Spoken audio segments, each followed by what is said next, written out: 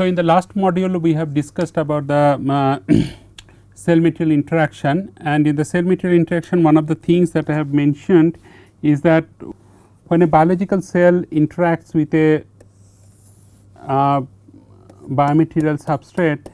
So, you have an eukaryotic cell, and eukaryotic cell has a well defined nucleus, and then you have a cell surface receptors which interacts with the proteins absorbed on a material substrates. And then after that I mentioned that once the cell adheres on a material which is compatible in nature, which is compatible at the cellular level, then cell sends out the signaling molecules, and the signaling molecules essentially communicate with these cells in the neighborhood, and so that these cells now would come and trying to adhere and trying to interact with the protein molecules absorbed in a material substrate in the same way that it has that cell number 1 has done. And if this is cell number 2, then this cell number 2 also would do in the same way.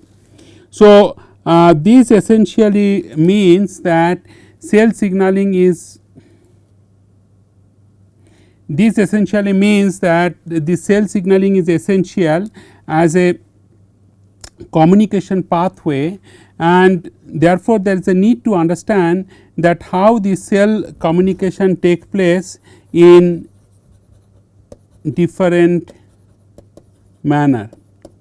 So, cell communication is essentially a very represents a very complex cellular network by which a cell conveys certain information to its cell in the neighborhood, to another cell in the neighborhood, so that it will convey certain instructions for the target cell to follow further, and these instructions are generated from the source cell. So, here it is source cell and this is the target cell, and this target cell after receiving these particular instructions which are being conveyed through the cell signaling proteins. So, this is the cell signaling molecules or soluble proteins. So, this then they will this target cell will perform certain desired function. Now, what is the functions that we are talking about, and these functions are essentially cell fate processes. Now, each of the cell fate processes may be mentioned very briefly in some of the earlier modules. Replication means, so mother cell will give rise to 2 daughter cells and so on, so 1 to 2, 2 to 4. Differentiation, the word differentiation means differential gene expression, that means a cell will be transformed to a more mature cell type.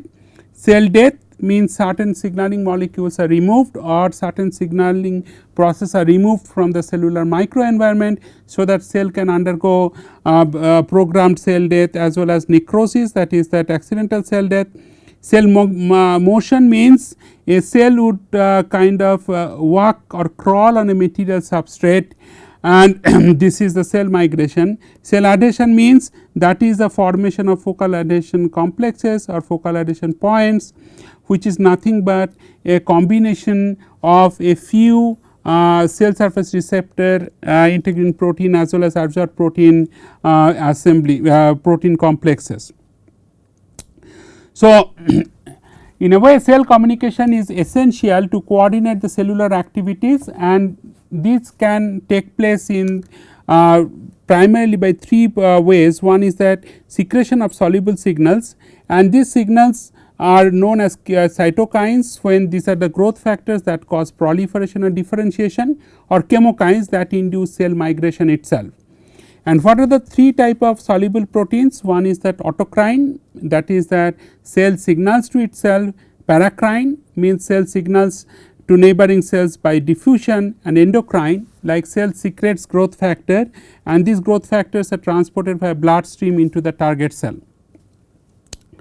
Now, this this growth factor is one of the important thing in cell biology, and they are defined as a small proteins that are of the order of 50 to 20 kilodalton in size, and 1 dalton is equivalent to the weight of 1 hydrogen atom.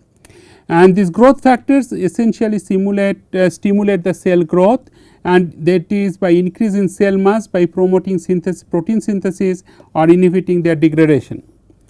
Now, this particular table shows a few growth factors or lists a few growth factors, but in actually cell biology there are a large number of growth factors which are important, but out of that in the context of biomaterials research, that some of the growth factors which are important is this fibroblast growth factor, that is FGF, which essentially plays a role in skeletal and nervous system development. Then you have this hepatocyte growth factor, and also that another growth factor which is important in biomaterials research, that is the TGF, that is the transforming growth factor beta, and this is a number of these represent structurally related and secreted proteins. And what is the role of TGF beta? The TGF beta essentially regulate proliferation and differentiation as well as extracellular matrix production, etc. So, as a beginner or as a researcher in the biomaterials field, I would recommend you want to remember at least 2 or 3 growth factors, which would include FGF, that is fibroblast growth factor, and another one is called transforming growth factor beta, that is TGF beta. So, TGF beta, as I said, that it regulates cell growth and differentiation. Then you have that insulin growth factor, that is the third one which is important, and that is stimulates differentiation, stimulates proliferation differentiation in some of the specific cell types. Now, coming to the different ways that cell signaling process can take place. So, one of the ways is the contact dependent. So, this is particularly true through gap junctions. So, this is your signaling cell or source cell, and this is your target cell. So, and this is the membrane bound signal proteins which are being which are linked to the cell surface receptors for the target cell. Now, paracrine signaling means that is from one of the source cell, suppose you have that now a few target cells in the neighborhood. So, signaling cell will release that signal molecules or local mediators, and then they will be transported to all the target cells by the process of diffusion. Third one is the synaptic signaling, that is more relevant for these neurons, and this in case of neurons you have the synapse and then you have the target cell here. So, it is very easy for this neurotransmitter to be attached to that cell surface receptors of the target cell itself. Fourth one is endocrine signaling. As mentioned before, endocrine signaling means that you have one of the source cell and these signaling molecules are released to the bloodstream. So, it is transported through the bloodstream to the couple of target cells here. And however, in all these cases you can see that commonality is that how the signaling molecule gets hooked or gets attached to the cell surface receptors of the target cell. The other one which is more important for this signaling via gap junctions, and that is more useful for the cell which are the tightly spaced cells, like in a endothelium or endothelial cells or epithelium in the epithelia. These cells, they are very tightly spaced cells, and there the signaling molecules can simply transported from one cell to another cell via the gap junctions here. Now, how to find out that what is the intracellular fluxes? Intracellular fluxes is essentially means that how many signaling molecules can pass from one source cell to one target cell per unit time. And these fluxes, if it is driven by purely diffusion related, so therefore Fick's 2 laws are important, and Fick's 2 laws, the first law essentially tells that flux is equal to minus d, d is the diffusion coefficient, del c upon del x. So, del c upon del x is the concentration gradient. So, if you have the more number of signaling molecules in the source cell, so if you have a source cell here which is S, and if you have a target cell here and the target cell has a different nucleus, let us say. So, from source cell to target cell, if the signaling molecules is diffusing, and suppose you have a large number of signaling molecules here in the source cell, so certainly there is a concentration gradient between the source cell and target cell.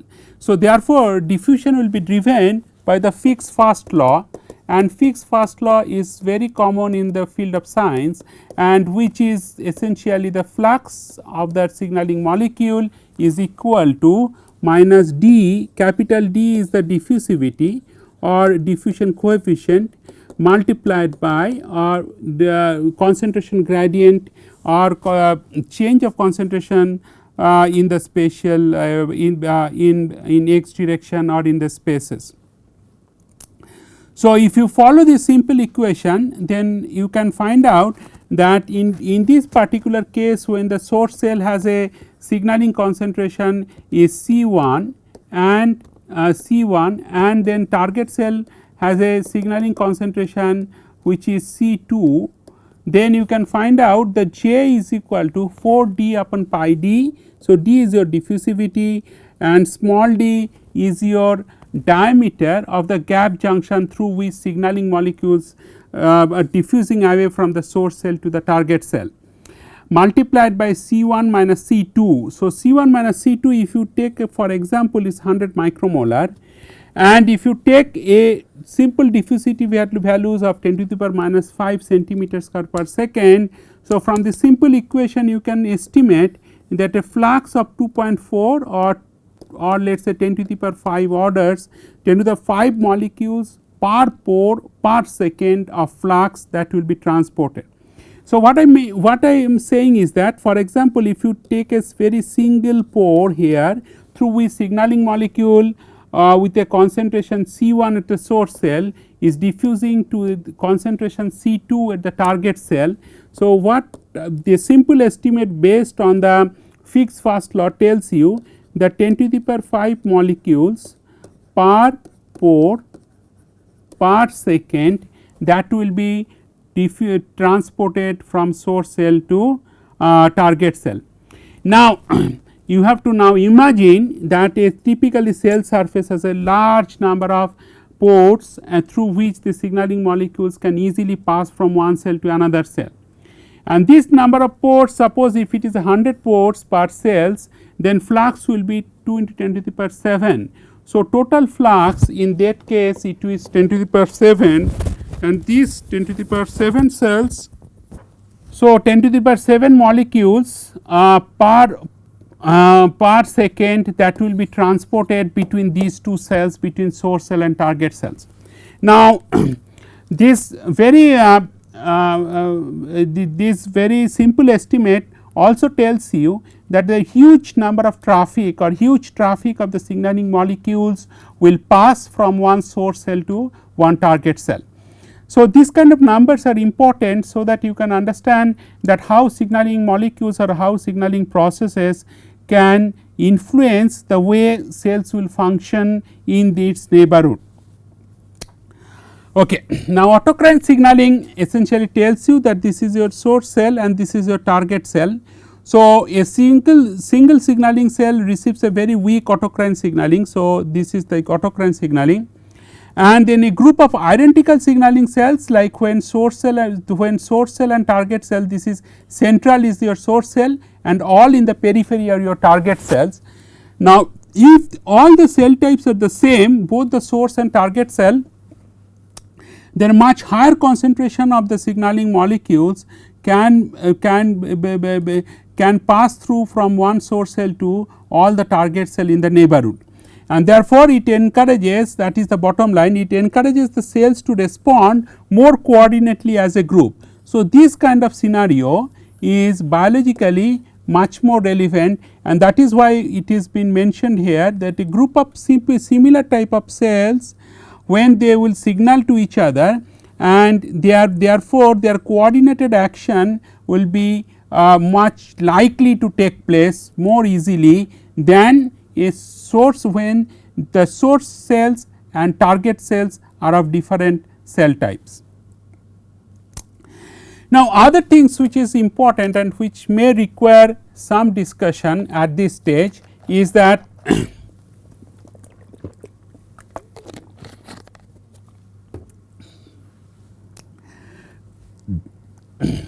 is that you have a signaling cell or source cell and you have a target cell here. Now, two questions that we need to address: how far or what is the critical distance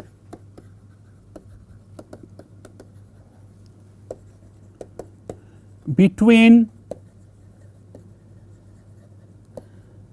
signaling cell and target cell,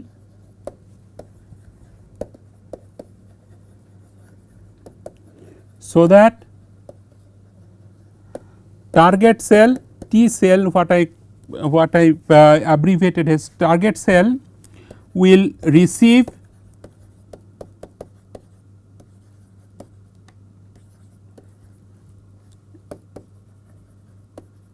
a threshold number of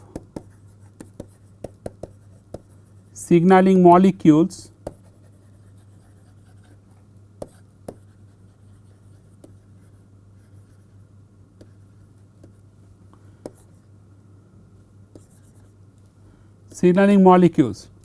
So, that is the one thing, that what is the critical distance. So, this is the D critical which we are considering here. Another important question that we have to address, that what is the signaling molecule density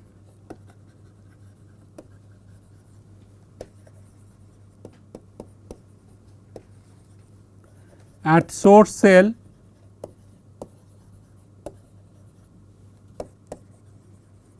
so that it reaches with acceptable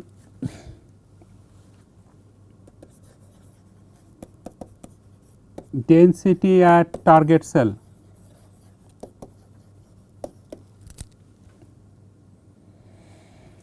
Let me first explain physically what this question means. This question means, so you have two cells, one is a source cell and one is a target cell. Then certainly that source cell has a larger concentration of signaling molecule C1 and target cell has another different concentration which is essentially lower concentration in C2. So, the question that we are trying to address is that what is the D critical value,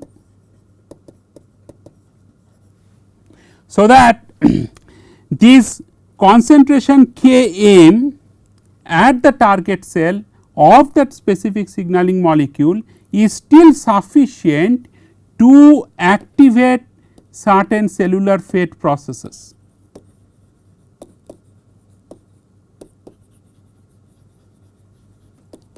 I repeat what I said, that let us hypothetically take two cells, one is the source cell and what is the target cell. So, this source and target cell cannot be separated by significantly large distance, so that even if the diffusion process is activated and then there is a certain number of signaling molecules would be able to reach the target cell, but it may be lower than the critical concentration of signaling molecules which is required by the target cell to activate certain signal transduction mechanism within the target cell or to activate certain cellular fate processes within the target cell. So, therefore, this entire process is biophysically possible if and only if that signaling cell and target cell are at a critical distance, and also there should be large enough concentration gradient that should be established or that should be set up between the signaling cell and target cell, so that the value of Km should be above the threshold level of the sensitivity of the target cell towards that specific signaling molecule type. So, that Km also depends on the type of signaling molecule, that is the threshold concentration threshold concentration for a specific signaling molecules which would be just sufficient to activate certain signal transduction processes or to activate certain cell fate processes in a target cell. So, these two things need to be critically considered while analyzing that how a paracrine signal can activate certain signal transduction process in a target cell. So, summarizing this signaling mechanism again, that Fick's first law essentially provides a basis for the cell signaling processes in a group of cells, and while Fick's first law tells us that this is, I repeat again, that Fick's first law essentially tells you that J is equal to minus d del C upon del x. So, minus d, capital D is the diffusivity of that particular signaling molecule in a typical cell culture medium, capital J is the flux of the signaling molecule per second, del C upon del x is the signaling molecule concentration gradient which is set up between the signaling cell and the target cell.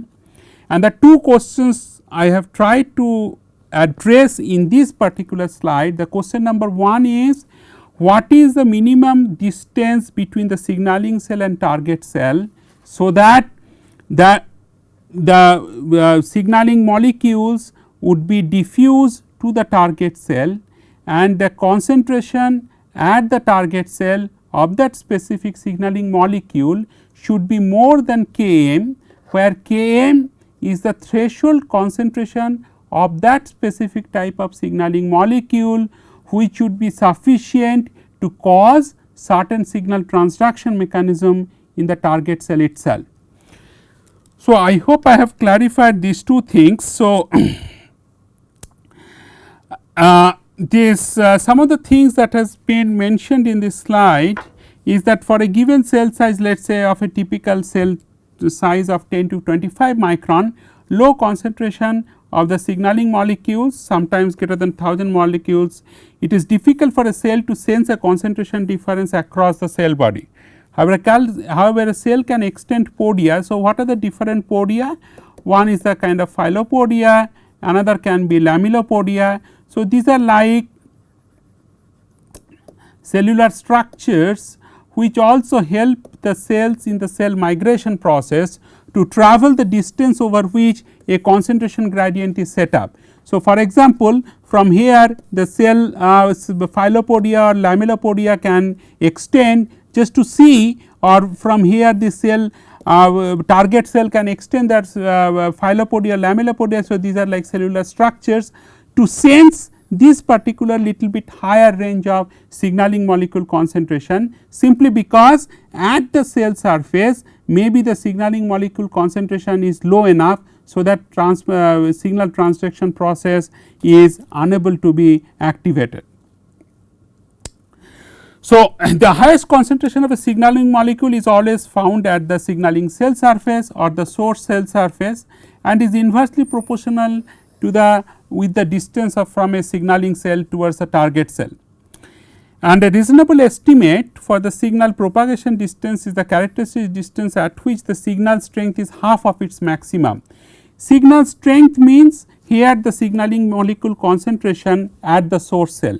As you see that it asymptotically decreases as you go from source cell to the target cell. So, anytime I mention the signal strength, that means that is the signaling molecule concentration at that particular cell. And time constant of typically the signaling process is 20 minutes. So, this is essentially the time constant comes from a typical electrical engineering circuit concentration. In the cell signaling, as I said before, that it also represents a complex communication network between a source cell and target cell. So, therefore, this kind of network also can be following the electrical engineering principle can be solved to get a time constant which is of 20 minutes, and a maximum distance in that cell signaling to effectively transfer is about 200 micron. So, what it means is that if a signaling cell and target cell is separated by a distance of 500 micron, then the concentration of the signaling molecule at the target cell will be significantly weak enough not to cause any change in their cell fate or cell functionality or cell fate processes of the target cell. However, since the critical distance, as I said, is 200 micron, critical estimate suggests is 200 micron. If a target cell is located within or is separated from the signaling cell by a distance of 100 micron, which is less than the 200 micron, then target cell will receive, or the signal strength at the target cell will be significant enough for the signal transduction processes to take place in the target cell. I hope I have explained enough physical significance or physical implication of this number. So, the other things that has been mentioned in this slide is that this distance increases proportionally with secretion rate. What distance I am talking about? That is the maximum distance, which is taken as 200 micron, and inversely with the dissociation constant Kd. So, dissociation constant means that once the signal molecule is generated, it is being attached to the cell surface receptors of the target cell. Now, if it is dissociated from that, the signaling process would be little weak. Now, to summarize only up to this part of what I mentioned here, that the signaling molecule once it is done by the gap junction, not by this kind of autocrine signaling, then what we have estimated that 10 to the power 5 or 10 to the power 7 molecules per second signaling molecules are generated from source cell to target cell. But when signaling molecules are farther apart, then this number may not be correct. So, this is correct 10 to the power 7 number of molecules per second is more for tightly spaced cells, not like when two cells are physically separated by certain specific distance. Second thing I have mentioned in this slide, that one can estimate or one can arrive at this 10 to the power 7 molecules per second number from the fundamental Fick's first law, which states as J is equal to capital minus capital D del C upon del X.